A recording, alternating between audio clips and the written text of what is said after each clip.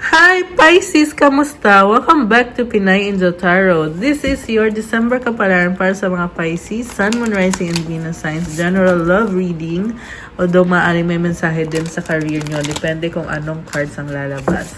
Pasensya na kayo kung medyo na-late yung reading nyo, guys. Pero don't worry, andito na. So, also, pasensya na din kung iba yung ating setup ngayon kasi out of town po ako ngayon. Pero I hope you like it. Merry Christmas and Happy New Year para sa mga Pisces. So, also guys, kung kailangan nyo ng gabay, pwede kayong mag-avail ng private reading services ko. Message nyo na ako sa Facebook page ko, Pinay Angel Tarot, or sa Viber or sa WhatsApp para mas mabilis. Sa description box yung number ko. And sa mga nagtatanong naman about crystals, tingnan nyo po sa Instagram ko, nakapost po lahat doon. Meron tayong for love, money, wealth, prosperity, abundance, new beginning kasi mag-new year na, and for vitality, strength, confidence, creativity, for business, at marami po pong iba. So, tingnan nyo na lang po doon sa Instagram ko. At syempre, i-follow at supportahan nyo din yung mga page ko. At kung bago kayo sa channel na to, make sure na nag-subscribe na kayo mga Pisces para updated kayo every time na may bagong readings para sa inyo. Okay, so guys, ito na. Tingnan na natin kung ano bang energies na connected sa'yo at sa love life mo. Overall energy. 6 of Wands. Nakita ko dito, overcoming obstacles, victory. Possible din na maraming tao sa paligid mo ngayon humahanga sa'yo. And merong bagong simula. Kita mo ang laki ng sun. Sa bagong simula na yan, parang ang daming mga good vibes. Ayan, mukhang Christmas celebration to guys. Ang daming mga nakasabit eh.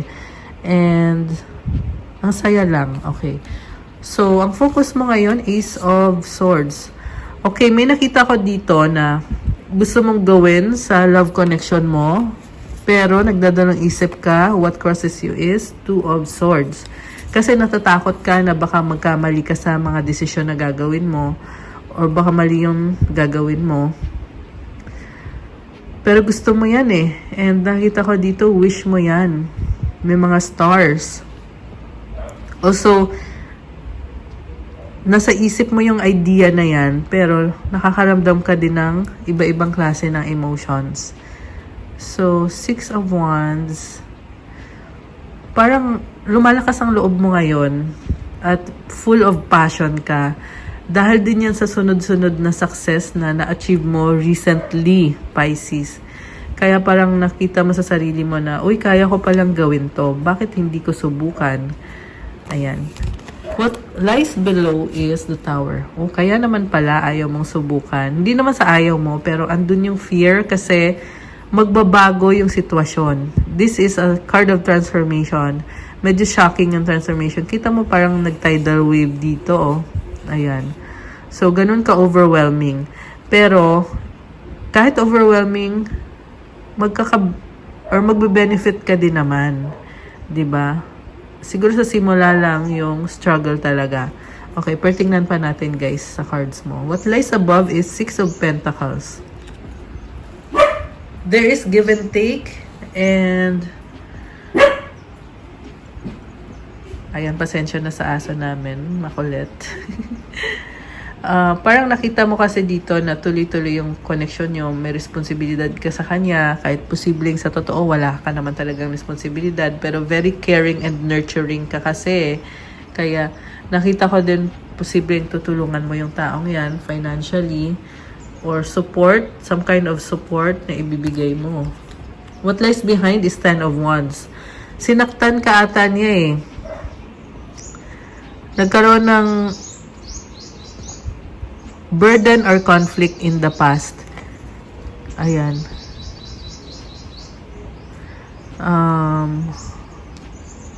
Ayan, mabigat. Parang nakita ko din sa'yo, naging impatient ka sa past. Or na-realize mo ngayon na mali pala yung ginawa ko dati na nainis ako kagad. Kasi ngayon nakikita mo na din yung strength mo na kaya ko palang ma-achieve yung mga bagay na na-achieve ko ngayon sa buhay ko lalo na sa career, sa finances. Kasi na-sense ko dito yung success sa finances mo. Kaya kinukonsider mo din na ayusin pa yung ibang bagay sa buhay mo ngayon. And then what lies before you is King of Cups. Kaya naman pala, kasi mahal mo pala siya. Pero ang nakita ko dito guys, parang nagtitiis ka. Alam mo yon, kasi aware ka na hindi perfect yung taong mahal mo. Pero sige lang, minamahal mo pa rin siya. Go lang. Ganun yung ugali mo, Pisces eh. And parang I feel like very grateful ka na naging parte ng buhay mo yung taong yan. Kaya wala ka na ding pakialam kung hindi perfect. Pero syempre, kaya ka nga din nagdadalong isip eh. Kasi gusto mo ding protektahan yung sarili mo. Oh my gosh, alam mo nakita ko dito Pisces. Yung iba sa inyo naging sarado yung utak mo sa taong yan. Pero ngayon binubuksan mo na yung isip mo na kinoconsider mo na yung mga bagay-bagay talaga. Although may mga reservations ka pa rin sa self mo, pero kinoconsider mo na. Okay. Supportive energy is, Six of Cups. Oh my gosh, parang kinilig ako. Merong memories and romantic. Ayan. Nakakatawa naman to.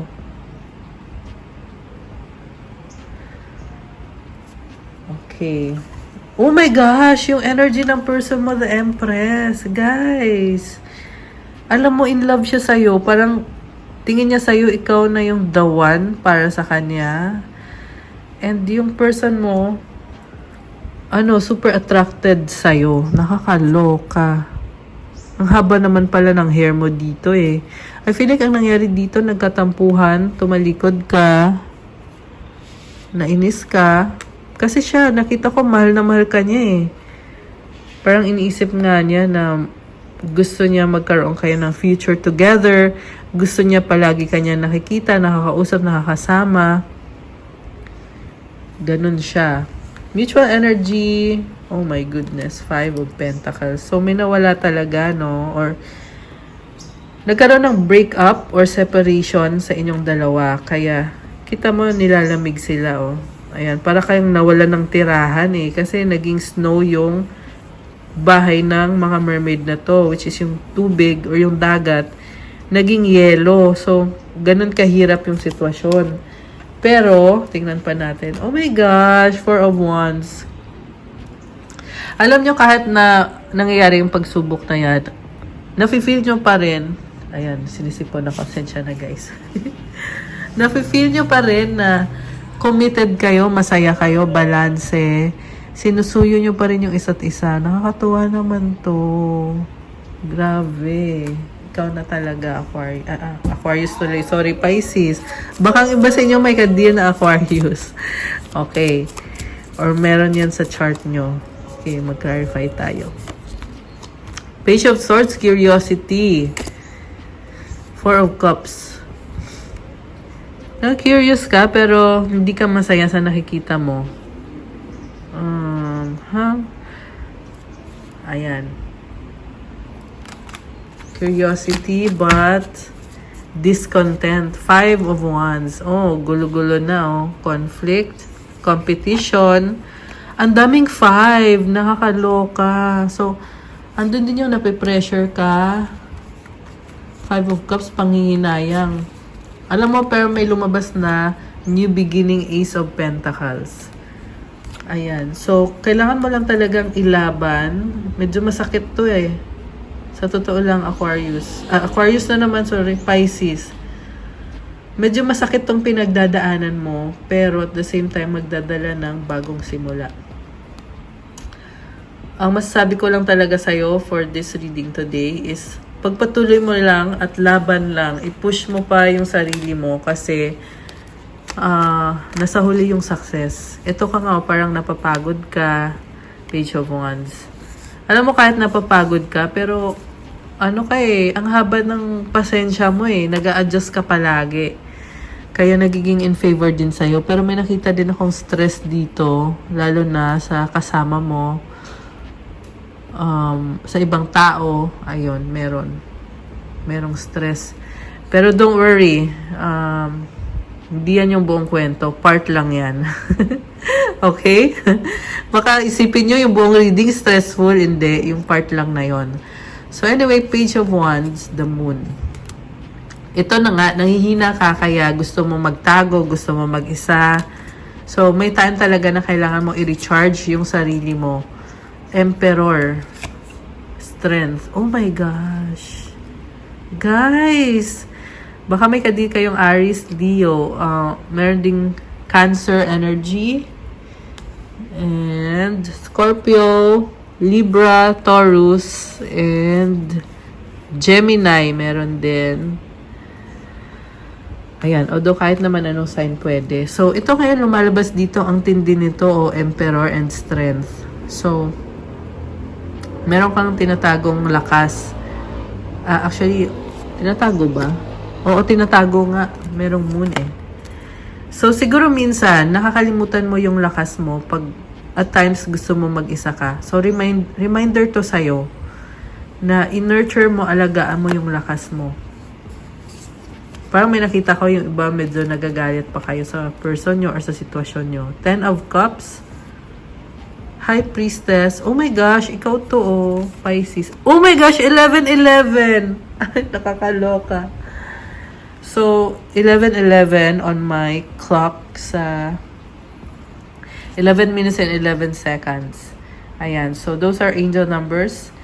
Comment kayo kung nag-resonate sa inyo yung reading. Kasi pag nagsisynchronize na with the angel numbers, I know for sure na meron dyan na para sa'yo yung reading na ito.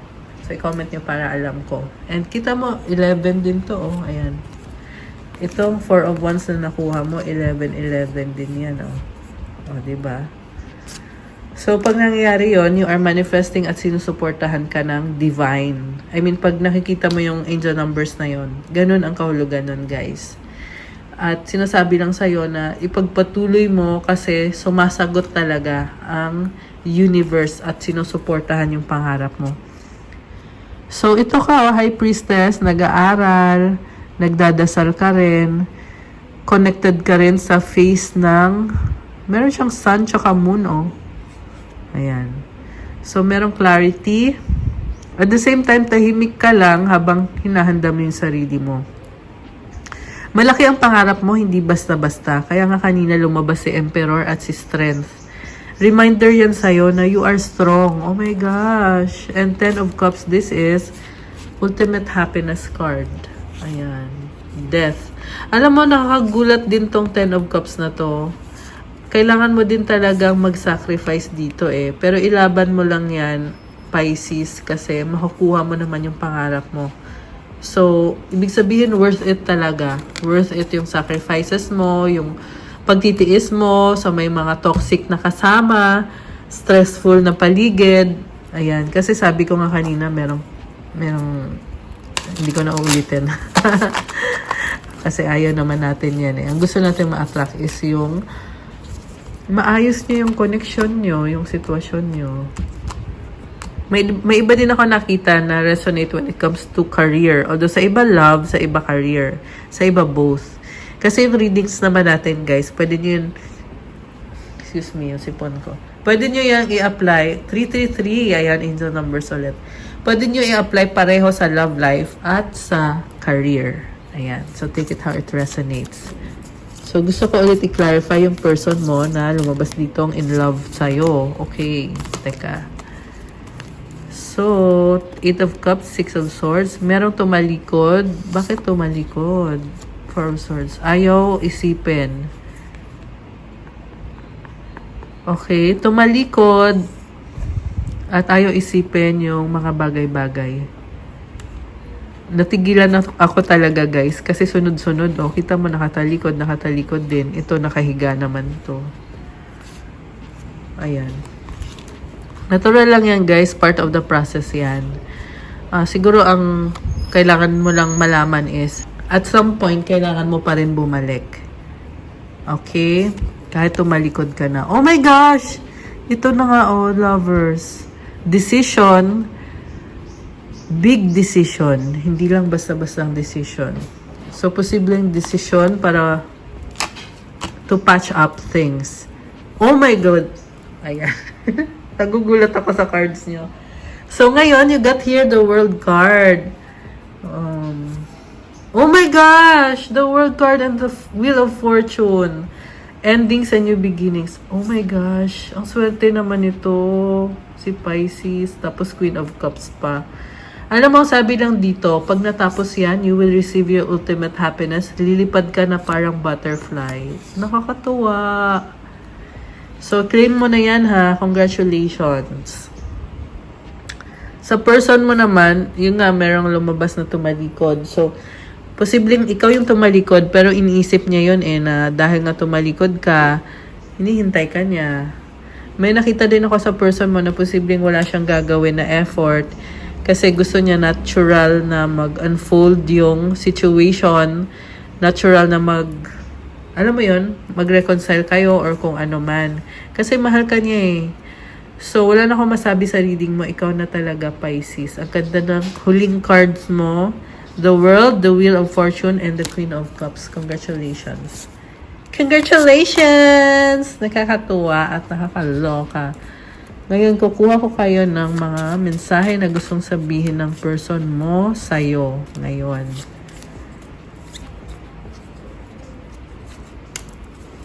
Or ng energies na connected sa inyo at ng more messages pa para ma-push ka lalo or ma-inspire ka lalo.